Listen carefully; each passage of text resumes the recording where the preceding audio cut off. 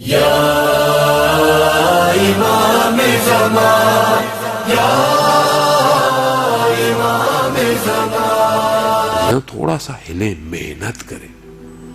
اور جو محنت کرتا ہے عزیزان محترم، چاہے وہ کوئی شخص ہو، چاہے وہ لیبر ہو، چاہے وہ مینیجر ہو، چاہے وہ سی او ہو، کوئی بھی ہو، وہ جو محنت کے لیے اپنے قدم اٹھاتا ہے خدا اس کا ریوارڈ دیتا ہے. خدا کبھی بھی کسی کی محنت کو ضائع نہیں کرتا. چاہے وہ بچہ محنت کر رہا ہو، چاہے وہ جوان اپنے اسکول میں پڑھا ہو سکتا ہے کہ وہ بولے میرا گریڈ اچھا نہیں آیا، ہو سکتا ہے میرا جی پی اچھا نہیں آیا، مگر خدا کہیں اور اس کو کمپلسیٹ کرے گا اگر محنت کی ہے تو. آپ نے اپنی زندگیوں میں دیکھا ہوگا کہ آپ نے ایک جگہ بڑی محنت کی لیکن اس ٹائم کچھ نہیں ملا آپ کو، لیکن اس کے کچھ عرصے کے بعد کہیں اور سے آپ کو رزلٹ آتا ہے. خدا کسی پر نہیں چھیڑتا، کوئی بھی چیز چھوڑتا ہی نہیں ہے وہ، لیکن خدا سے مانگنے کا طریقہ آنا چاہیے. شب جمعہ ہے، شب مغفرت ہے، شب دعا ہے، دعا مانگنے کا طریقہ آنا چاہیے. وہ محنت کر لی، سب ہو گیا، اب آگے کام نہیں ہو رہا، کیا کرے؟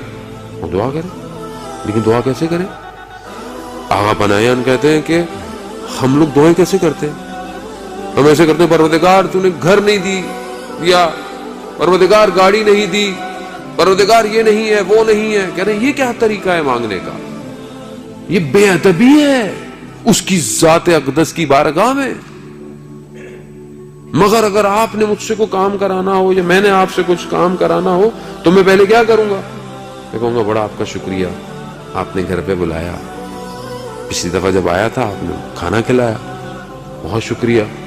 پھر شکریہ کے بعد میں بولوں گا کہ ابھی مجھے آپ سے کیا کام ہے. دنیا میں تو میں منہ میرا تھک نہیں رہا اگر کوئی ذرا سی میرا کام کر دے، اور خدا کی بارگاہ میں یہ نہیں ہے وہ نہیں ہے. پہلے انسان یہ تو کہے پروردگار تیرا شکر گزار ہوں، تو نے سالم بدن دیا، تو نے سالم اولاد دی، تو نے آنکھیں دیکھنے کو دیں، تو نے کان سننے کو دیے. وہ کہتے ہیں یہ لسٹ اتنی لمبی ہے کہ اگر تم کہتے رہے تو زندگی یہیں ختم ہو جائے گی. اتنی لمبی لسٹ ہے، لیکن پھر بھی کچھ تو کہے خدا کو. شکر گزار ہوں تیرا پروردگار، تو نے آج کے دن مجھے اس قابل سمجھا کہ میں تیری بارگاہ میں بیٹھا ہوں. یہ نعمت الہی ہے. خود اس کی بارگاہ میں چلے جانا اس کا کرم ہے کہ کروڑوں میں سے اس نے آپ کو چنا ہوا ہے کہ آؤ میری بارگاہ میں، آؤ بیٹھو مجھ سے مانگو. پھر اس کے بعد انسان پروردگار، اور وہ بھی عزیزان محترم کیسے مانگے اس سے؟ پروردگار تو جانتا ہے میری ضرورت کیا ہے، مگر یہ بھی تو جانتا ہے کہ میرے لیے فائدے مند کیا ہے.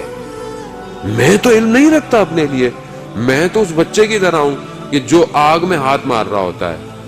بچے کو آپ بولے نا بیٹا نہیں، اس کو کیا پتا، وہ تو جائے گا وہ چولہے کے آگے، اوون کے آگے، وہ تو اپنے الیکٹرک کے سوئچ ہیں وہاں پہ، اس کو کیا پتا.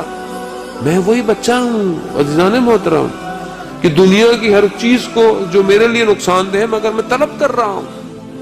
یہ خدا ہے جو نہیں چاہتا مجھے برباد کرنا، مجھے بچا دیتا ہے. اور بعض اوقات مجھے کئی عرصے کے بعد وہ حکمت نظر آتی ہے کہ یہ میرا کام کیوں نہیں ہوا تھا. یہ اس کا لطف ہے عزیزان محترم. پروردگار قرآن میں کہہ رہا ہے ادعونی استجب لکم، تم مانگو مجھ سے میں تمہیں عنایت کروں گا. مانگو، خود کہہ رہا ہے مانگو، تو کیوں نہیں مانگے مجھ سے؟ علامہ طباطبائی اسی آیت کے ذیل میں جب تفسیر المیزان میں بیان کرتے ہیں، کہتے ہیں روز قیامت میں انسان کو بہت سارے ریوارڈ ملیں گے، اجر ملیں گے. تو انسان پریشان ہو جائے گا کہ یہ کہاں سے آ گیا، یہ تو میں نے عمل نہیں کیا تھا. تو کہا یہ وہ دعائیں ہیں جو تم نے مانگی تھیں مگر پوری نہیں ہوئی، اس کے بدلے میں خدا نے اجر دیا ہے. اللہ اکبر، یا رسول اللہ، یا اللہم صلی علی محمد وآل محمد. وہاں وہ شخص کھڑا ہوا کیا کہے گا کہ کاش میری دنیا میں کوئی بھی دعا قبول نہ ہو.